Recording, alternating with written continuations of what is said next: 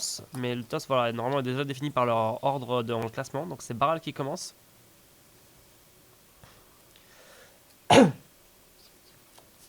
Et en face, c'est la sortie assez classique du coup de Tour en Land Elf qui prend le bon classique aussi du Mental Misstep par chez Baral, qui fait vraiment extrêmement plaisir quand il est dispo.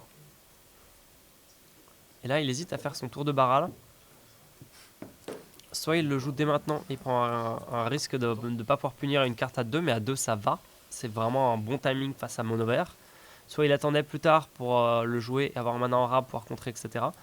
Mais voilà, est-ce qu'il y a vraiment besoin de prendre cette Sur le sécurité play, face à c'est mono beaucoup bleu? plus facile. Voilà, c'est ça. Parce que tour 3, tu commences à avoir des cartes un peu plus handicapantes. C'est ça, Tour dont 2, général. Hein. après, il faut voir qu'il y a quand même Ah, Fauna Shaman, ça y Sylvan est. Librairie. Il y a Veine de Cristal dans le général, justement, qui nous fait mentir. Et après, on a un Tabland et Mishra.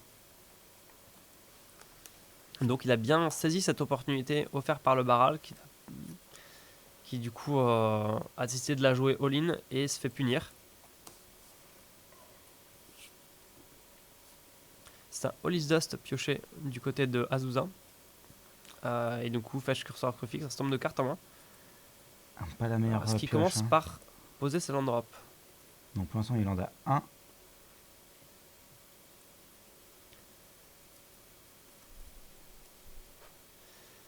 Alors,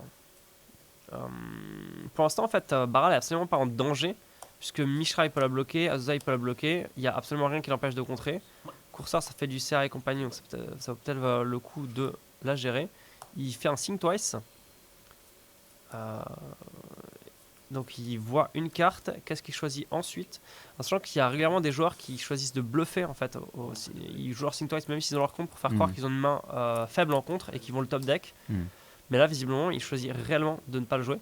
Ce qui peut être aussi, s'il n'avait pas prévu de la contrer, c'est aussi intéressant de faire son Think Twice en réponse pour donner un faux signal à son adversaire en fait. De ah mince, je cherche mon contre, ah mince, je n'ai pas trouvé mon contre, et en réalité, il en a 3 en main. Fin de tour, intuition, et ça fait mal parce que Baral fait régulièrement en fait, des piles de genre 3 time warp qui peuvent piquer. Il y a déjà 2 time warp en main pour le coup, donc. Ouais. Sinon, il y a tout ce qui est pile. Après, ça dépend vraiment du match-up, mais des piles avec Shackles, etc., ça peut faire vraiment du mal. Et là, il a l'air de partir sur. Je crois que c'est Keymister's Insight, donc ça a le début d'une pile value. Flash of Insight. Ouais. Donc là, il part sur tous ces flashbacks en fait, et il va se mettre plein d'effets de draw en fait, pour essayer de se mettre très très bien dans cette game. En tout cas, d'avoir un maximum de card advantage. Oh, tu m'as dit la première, je l'ai pas vue. La première, c'était Keymister's Insight, c'est une carte de Guilds of Ravnica oui. en IZ. Qui, du coup, c'est pour 4, on pioche 2 en éphémère, et ça a le start.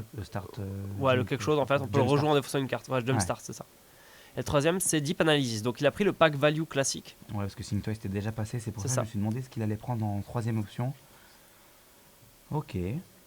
On a un Empyrean aussi sur le dessus d'Azusa. Qui pour le coup se compte facilement. Alors très logiquement, il met le gros rituel cher dans la main de son adversaire qui va largement préférer le recycler sur un contre avec Baral plutôt que le jouer directement, ce qui le mettrait trop en danger. Enfin après ça dépend vachement de son contre en fait. Parce que s'il peut payer 3 pour piocher 2 et qu'il y a encore de quoi jouer son contre, ça peut passer. Mais c'est pas sûr que ça arrive demain la veille. 3 mana. Ça marche, Jumpstart, ok. Ah, donc il a. Jumpstart, ouais, sur le Jumpstart Deep sur Analysis. le Deep Analysis. Pourquoi pas? Parce que là où je suis étonné, c'est qu'il fait un rituel, mais peut-être qu'il a pas son 4ème land en fait, tout simplement. Après, Là, il trouve son land. Pourquoi pas jouer Deep Analysis pour 3 en fait? Tu perds une carte de moins, enfin t'as une carte de plus dans ton cimetière et c'est le même coût en mana et c'est le même effet. Ben, quitte à défausser une carte sur Mysterious Insight, c'est la meilleure carte à défausser quoi. Et du coup, il creuse. Il se met à portée d'être puni par son adversaire là. Par contre, potentiellement, dès le prochain tour, il commence à faire des tours supplémentaires et des trucs un peu fous quoi. Alors le fetch, s'il a rien à jouer en fin de tour, je suis pas convaincu parce que ça aurait pu permettre de remélanger pendant son tour pour rechoper un land sur le dessus avec Crucifix. S'il considère que l'Empyrean veut pas le coup d'être pioché pendant son tour, c'est pas forcément idiot. Oui, c'est vrai que ça revient au même si on parle de ça. Mais après, il prend le risque de piocher un land et de pas en avoir sur le dessus, avoir un effet de shuffle. Je pense que c'était quand même mieux. Ouais. Bah, en l'occurrence, il révèle Scap Shift et en effet, ça veut dire qu'il ne peut pas lander. Donc, il a empêché une mauvaise draw, mais il chope Scavenging Ooze qui est à peine mieux. récupérer voire deux même manas. pas aussi bien. 23, je fetch. Donc là, il shuffle. Je reste à 23. Donc en effet, il s'est privé d'un effet de shuffle qui aurait pu l'aider. Bon, là, il fait des hop, je mets des langes, je sac, machin, etc. Donc il passe à 22 avec sa courseur fruit fixe, si je ne me trompe pas. Et il révèle encore une carte non-terrain. Donc pour l'instant, en fait, il n'a pas beaucoup de moyens de mettre la pression. Il peut attaquer avec Mishra, Courseur, Azusa, et il passera 3 points de dégâts.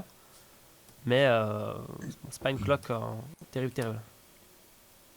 Maintenant, qu'est-ce qu'il choisit de jouer? Le Hall of Gemstone, je pense. Ouais, c'est ça. Il va essayer de punir son adversaire. Genre, ok, tu t'es mis full tap, tu me contrôleras plus jamais. Tous les terrains sauf l'incolore. Toujours à 17, 22. Et du coup, est-ce qu'il choisit d'attaquer ou est-ce qu'il choisit de poser plus de menaces comme le Scavenging Ooze? C'est la question suivante. Ah, 23 23, ça va bien. Pourquoi je vois en photo? Ok. J'ai l'impression que la dernière carte de sa main est un Dark Depths. Ce qui n'est pas forcément très utile dans sa situation. C'est un Dark Depths, ouais. Je vois Ça, c'est le limon. Avec son terrain, il a retiré une carte de la partie.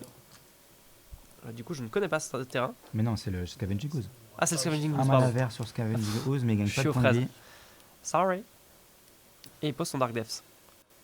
Donc il contribue quand même à diminuer un petit peu ce package value. Voilà, il y a un bloc côté barral, il prend 1. Donc pour l'instant, il est tranquille quand même. La cloque est très douce. Et là, il va pouvoir commencer à chainer les tours supplémentaires éventuellement, mais il a pas de truc dans lequel les rentabiliser. Idéalement, c'est bien de le mettre sur un planeswalker, sur des trucs quoi. Mais bon, ça reste, Là, il se sent obligé. ça reste des tours où il peut lander piocher.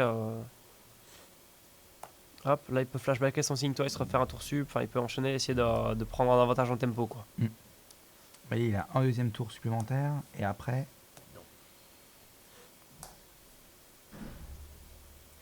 Après, il y a le flashback de. Le tour d'avant, il a fait quoi avec le dernier mana? Rien? Parce qu'il avait le. Il a flashbacké Deep Analysis. Ah, si, c'est ça, ouais, on est d'accord. Il Voilà. l'a déjà fait. Ouais, j'ai pas vu. Donc là, il vient de dépenser tout son pack value et c'est aussi pour ça qu'il voulait récupérer tout le package value parce qu'il savait qu'il avait la tour sub derrière et qu'il pourrait justement faire enchaîner en fait des tours et des tours de value Ouais. et essayer de prendre un gros avantage à la fois en tempo et en CA qui enterre en fait son adversaire. Là, il a une très belle main, beaucoup de terrain, il a pas particulièrement de pression sur le board mais il peut pas contrer. Donc il faut qu'il trouve un truc quand même.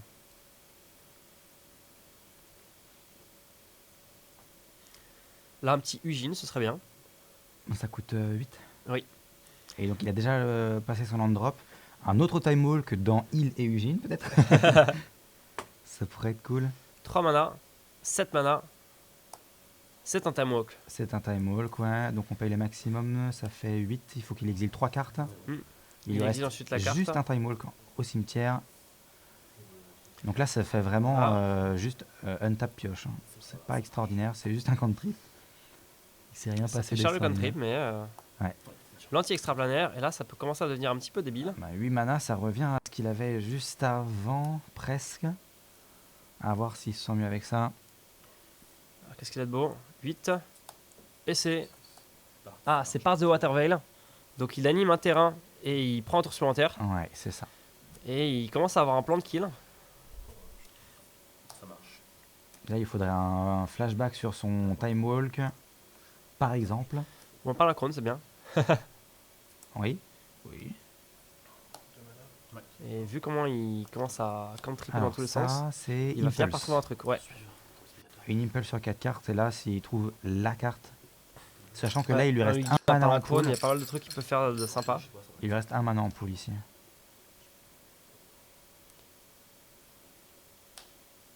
Alors, il choisit sa carte.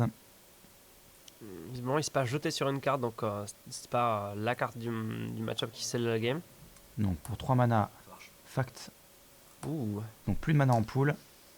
Là, il Alors, propose Nemesis, Trône Nemesis, Land, Condescend, Condescendance. Miscalculation, et Heal. Alors, c'est pas terrible. C'est- Il y a le cycle du contre, et après, c'est pas extraordinaire. Ouais, ce qui est vraiment dommage, c'est que c'est cool s'il n'y a pas le Hall of Gemstone en fait. Mais avec le Hall of Gemstone, en effet, c'est pas foufou. Même avec, j'ai pas l'impression que. Enfin, c'est pas ce qu'il recherche ici. Là, je pense, à sa place, je prendrais la pile cycle et je cyclerai direct. Là, il met 2 cartes actives ici. Ouais, carte active, la condescendance, pas vraiment. La miscalque, c'est un cantrip. Donc en soi, il Ouais. a juste un cantrip pour 2. En ça, c'est pas moche, hein, parce que ça peut toujours lui permettre de faire Scry 2 pour 1 sur n'importe quel sort qu'il joue. Ouais. Donc s'il essaie vraiment de creuser, de trouver un truc avant de se prendre un monstre infâme qu'il ne gère pas, c'est peut-être le bon truc. Oh, il vient d'améliorer cette pile qui devient d'autant plus Il juteuse. estime que True Name est une meilleure carte. À mon avis, c'est pas le cas. C'est une cloque en fait, mais c'est tellement une cloque faible par rapport à ce que Azusa est capable de mettre. Ouais, surtout Après, il qu'il le y a gère une pas 6-6, trop, mais donc mettre une 3-1 bloquable alors qu'on a déjà une 6-6, c'est pas extraordinaire. après, c'est pas un Azusa qui pose des Eldrazi, etc. C'est un Azusa qui pose des Ulvenwald Hydra, des Primeval Titan, des Miracules. Donc, à part Miracle, il n'y a pas grand chose en fait qui passe cette True Name Nemesis. Bon, après, il y a toujours Maréclage. Hein. Trigger de Hall of Gemstone en pile, qu'est-ce qui se passe?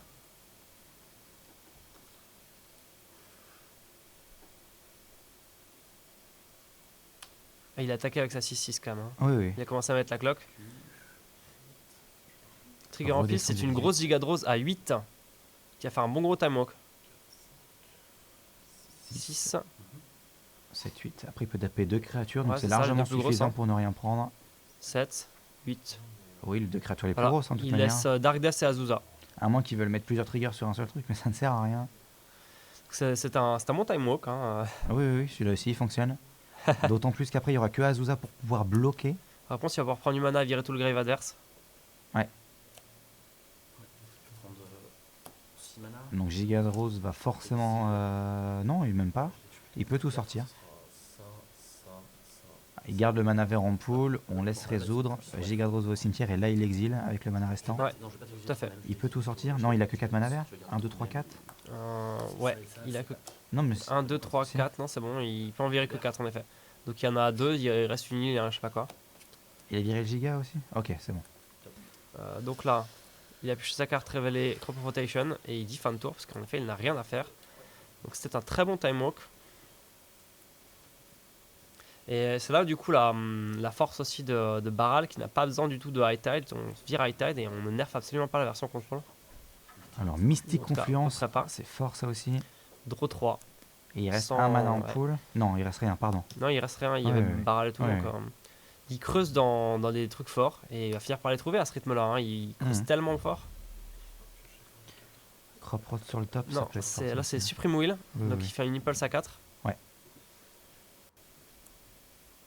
Donc il lui reste encore aucun mana en pool. Ouais, mais il creuse tellement fort qu'il va finir Ah par oui, trouver un oui, truc, bien sûr, un bien gine, un sûr. truc. Pour le coup, ça c'est Baral. Hein, Teferi, lui, il se bat à top decker des trucs à peu près corrects, mais il peut comboter plus facilement. Baral, il fait un CA tellement monstrueux. Donc le cycle de Miscalculation. C'est ça. Il cherche, de toute façon, il faut qu'il trouve un truc, parce que s'il laisse Azusa on top avec tellement de choses, il pourrait se prendre une abomination qui lui pète sa lentille et qui bloque la 6-6, etc. Quoi. 6, 7, 8. C'est un palacrone et c'est le GG. Enfin, en tout cas, c'est mana infini.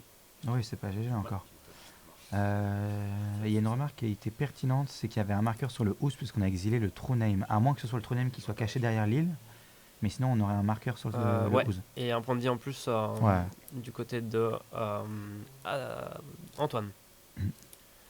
Mais je suis pas sûr que la carte du cimetière soit pas le true name, justement. Et je sais pas pourquoi cette dernière île reste tapée. Ouais, il l'a pas exilé.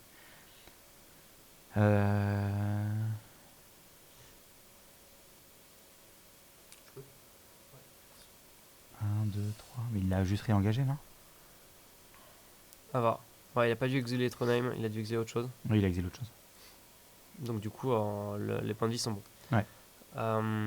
Donc le joueur de Baral a mana infini, Palacrone. Qu'est-ce qu'il fait? C'est chavirage, il va tout bouncer. Ah ouais, il booste tout le board adverse. Et il veut en plus faire un scry 2.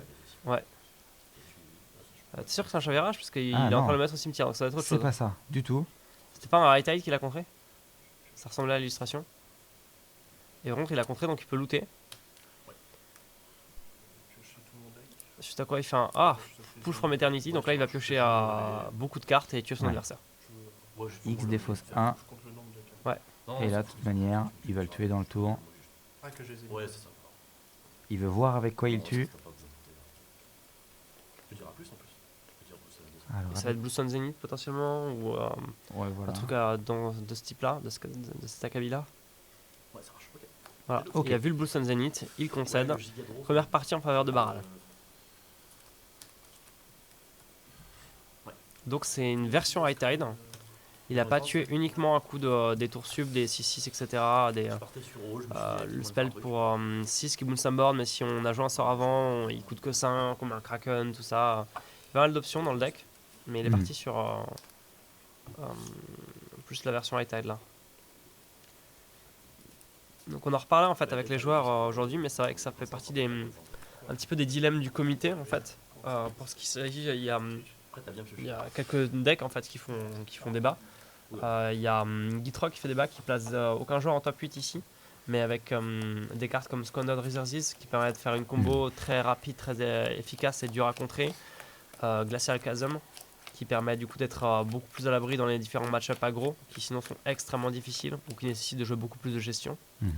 Ou Gitrock de manière générale, mais c'est vrai qu'il y a d'autres versions qui sont un peu moins fortes qu'actuellement. Il y a High Tide qui fait débat, mais encore une fois, il y en avait 25 aujourd'hui, il y en a qu'un en top 8. Donc rien de très effrayant. Là-dedans, il y a High Tide qui fait débat en fait, et il y a le général Baral qui est pas forcément beaucoup nerfé en virant High Tide. Un des débats aussi d'aujourd'hui, c'était sur est-ce que c'était facile de perfer avec Teferi, enfin avec High Tide de manière générale aujourd'hui ou pas. Moi, quand j'ai vu le field au début, je me suis dit c'est hyper facile. Il y a très peu de Yuriko. Soratami n'était pas forcément d'accord parce que si on commence à cumuler les Karizev, les Arabo, certaines versions de Tajik, les Yuriko, les Sai, on commence à être sur 50-60 decks. Voilà, je pourrais trouver peut-être le field quelque part. Mais voilà, je l'ai ici. Il y avait 10 Karizev, 8 Tajik, donc on a 18, 8 Sai, ça fait 24, 7 Arabo, 31, 7 Yuriko, 38, et 4 Isamaru, 42, ce qui fait 42 match-up pas forcément facile pour High Tide. Donc c'est un peu moins de 20% du field, qui est pas très facile. Donc voilà, ça faisait débat sur entre les high tide qui sont éliminés entre eux, les match-up pas faciles, et le fait que ça reste des decks où il faut se battre, notamment contre tous les tempos, les teams d'Achrome, les Akiri Silas, que même un caisse ça peut être difficile à passer, qu'il y a pas mal en fait de decks qui vont réussir à nous arracher au moins une partie. Il y a vraiment le débat de est-ce que le field était si favorable. Mais du coup, c'est un débat qui est aussi double, mais si le field est aussi défavorable, est-ce que vraiment le général est problématique? Parce que ça reste un pierre-feuille ciseau. Il y avait justement Eric avec son Iname qui mentionnait du coup le pierre-feuille ciseau entre Gitrock qui se fait battre par High Tide, qui se fait battre par Yuriko en fait, ou par un certain nombre d'agrofiches en fait qui se font manger par Gitrock. Et pendant ce temps, on nous envoie du coup les premières mains pour cette seconde manche. Donc le Azusa garde le toss pour la deuxième game. En main de départ, on a Sage du Reboisement, une forêt enneigée, Urborg, Misty Rainforest, village arboricole, terrain charognard et une autre forêt enneigée. Ouais, j'ai joué avec ta main, je me disais, bon, il a perdu. Et ensuite, le moment où tu as fait le truc, ça marche, merci. Ah. Et ensuite, pour Baral, on a 2 îles, un claquement, Time Warp, Teferi, Intuition et Palinchron. Donc une main un peu lente, un peu trop lente, qui est quand même conservée. Pas facile, après il peut gagner du mana avec Snap. Suivant ce qu'il pioche, il peut réussir à faire quelques petits tricks de derrière les fagots qui sont pas inintéressants. Ouais, puis il y a Intuition pour rattraper un peu. Sinon, c'est quand même pas extraordinaire. Alors, pourquoi est-ce qu'il tuto 2 forêts? Ah, il a fetché et il a payé pour son terrain, il a fait les deux en même temps. Donc c'est une sortie un peu lente côté Azusa aussi. Donc là, il va probablement se contenter de faire Azusa Land. Et j'ai pas l'impression qu'il ait beaucoup de follow-up en main. La difficulté d'Azusa étant que forcément, en fait, entre éventuellement tous les lands, les différentes cartes qui viennent dans le plan land, il n'y a pas tant de kills que ça. Et en fait, cette faible densité de menaces permet ensuite à un jeu contrôle d'assez facilement le gérer. Forcément. Donc là, il va... Snap Azusa, Ouais. il gagne. Donc un voilà, arbitre. il en profite en fait pour faire... c'est pas ça. tant pour gérer Azusa que pour faire un time warp maintenant, visiblement. Je suis pas forcément fan de ce play là, dans le sens où je pense qu'il peut peut-être se permettre d'attendre un tour de plus. Maintenant, il connaît beaucoup mieux le pack que moi. Moi, je joue Teferi, il joue Baral. Donc évidemment, potentiellement, le prochain tour, il peut commencer à se prendre des Primeval Titan et des trucs du genre. Mm. Et il se sent peut-être pas frais avec tout ça. Nous on connaît la main, mais lui non. Mm. Donc forcément, C'est ça. On a un délit d'initié ici. alors land. Ensuite on peut rejouer Azusa, Ouais, et il va pouvoir attaquer avec son tritop. land et land. Et Il go. n'attaque pas avec le tritop. Intuition. Peut-être peur d'un Boons qui pourrait lui faire des trucs, mais du coup là pour l'instant Baral a tout le temps de faire intuition dans une pile de draw potentiellement encore une fois. Ouais, c'est ça, il fait la même pile de draw. Peut-être pas Key Mysteries Insight cette fois, mais directement Think Twice et Flash of Insight. Ouais, après peut-être qu'il peut... Non, parce que le jumpstart coûte 4. Explique les jeunes. Sinon il peut prendre Non. que les Il éphémères. choisit. Ouais, non. Ouais, ouais. Après, Key Mystery Insight est assez intéressant pour recycler en fait cette Deep Analysis et s'assurer qu'ils se mettent jamais en danger Ouais. en rituel. Mm. Donc c'est un ajout assez intéressant de cette pile d'intuition. Et intuition en fait qui dans Baral est très forte en fait. Enfin, de manière générale dans Mono Bleu quand on a du temps c'est une pile qui est pas mal et on l'a joué en 30 points de vie. Mais en 20 points de vie c'était trop lent, sauf dans Baral qui a cette réduction constante en command zone. Ce petit médaillon de saphir qui fait plaisir.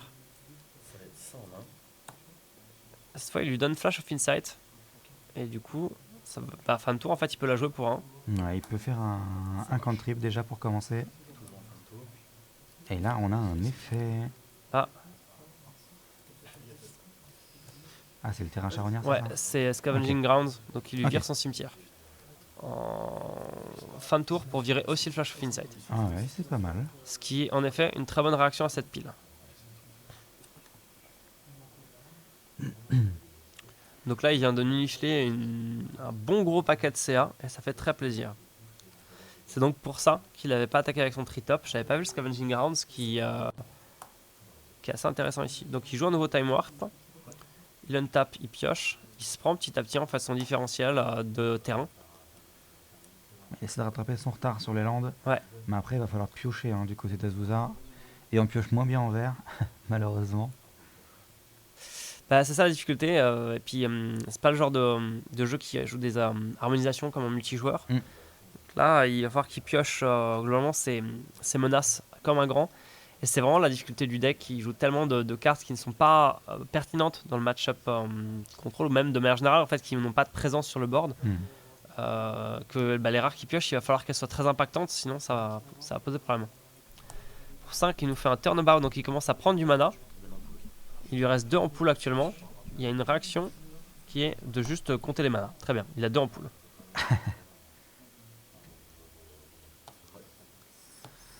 Alors, ça fait 6 Et Teferi. c'est Teferi, et ça fait plaisir. Salut toi, ça faisait longtemps. 5, est-ce qu'il choisit l'untap? En tout cas, il est pas mal dans sa partie. Il choisit directement de draw, donc il se sent assez confiant. En même temps, son adversaire lui a donné un petit peu un signal. Il avait 6 mana, il n'a pas joué de menace. Il peut se dire que la main est probablement assez vide en face. Alors, il a pioché une carte pas extraordinaire. Je crois que c'est un land de base. Là, il élimine le tritop et il va essayer d'aller attaquer Teferi. Il faut le descendre. Il bloque la Donc, Zusa. Azusa, 3 compteurs en moins sur Teferi. très bien. Et donc, Et- il a land et sage du reboisement. Ce qui est nul. Oui. Après, bon, D'autant plus quand ça lui t'es fait un en truc à 0-1. empaler sur un contre au cas où il tombe sur l'anti-extraplanaire, quoi. Ouais, enfin, c'est... Il en joue un et voilà. Le problème, c'est qu'il est obligé d'en le garder en main. Il faut qu'il essaie de bluffer qui fait des trucs là. Mais notre joueur d'Azusa fait une foule. Et après sa défaite à la première partie, c'est vraiment dur. 6 mana. Will. Ok. Qu'est-ce que c'est que ça? C'est Will? C'est un Planeswalker et il me semble que oui, c'est ça. Ah, c'est ça, c'est totalement Will Kenris. Mhm. Oh, c'est beau. C'est beau. -2, tous ces sorts d'éphémères, de rituels et de Planeswalker coûtent 2 de moins jusqu'à son prochain tour. Et il pioche 2 cartes. Dans -1 de Teferi, il donne tape 4. Et là, c'est un moment où il va faire de la puissante magie, vu que tous ces sorts d'éphémères et de rituels coûtent 3 de moins en tout. Mhm. Paye 3. Et c'est le tour supplémentaire qui bounce aussi une Ah carte oui. s'il contrôle un permanent légendaire. Il bounce Azusa, il exile son tour supplémentaire, il prend un tour en plus. Ce qui, avec 2 arpenteurs sur le board, devient complètement fou. Ouais. Il attaque avec Baral, ça colle 1. Ouais. Est-ce qu'il a un autre petit truc à jouer? Pas de contrip en plus. Il prend son tour supplémentaire. Et là, on voit vraiment le CA que peut générer un tel général. C'est une pression colossale. Et dans cette situation, Raytide est totalement overkill. Ouais. Là, le keep d'Azusa était un peu faible. Il fallait absolument piocher quelque Ouais. chose. Il est en mulligan ou pas? Non. Ah, non, il est gardé à 7, mais la main était vide. Ouais, c'est ça. Mm. Justement, on en parlait, mais les mulligans, c'est pas mal à prendre à compter. C'est combien est-ce qu'on a de cartes impactantes dans ce match-up-là. Mm. Et le problème, c'est que là, il n'en avait pas. Ça marche. Ouais, là, ça part sur du palinchron. Ouais, alors il a pas. Il peut pas faire infini là. Hein. Il a Ouais, pas, mais pas du tout reste- ce qu'il faut, c'est mais ça une- fait une menace. Hein. 4-5 volts, c'est ça? C'est une 4-5 vol, donc c'est une menace qui lui stocke du mana. Donc s'il a des petits trucs en plus, il va commencer à se préparer pour un kill. Hein. Et en fait, si à un moment il chope son setup, oh mon dieu, tour supplémentaire, il anime une heal qui devient 6-6. Ah, il joue pas avec... Si, il joue avec l'évoque? Ouais, il a animé du coup son heal sur lequel on va pouvoir mettre un joli D6 à 6 si possible, comme ça sera très clair. Et il va coller, voilà, 7 avec Baral ce tour-ci. Ouais, c'est la ça concession. concède. C'est fini. Alors, Il colle Baral, 7 ce tour-ci et 11 le tour suivant, c'est fini. je voulais faire un super truc. Là, malheureusement, Baral on Reel peut faire avec un finale, peu voilà. Je l'ai fait. molle, mais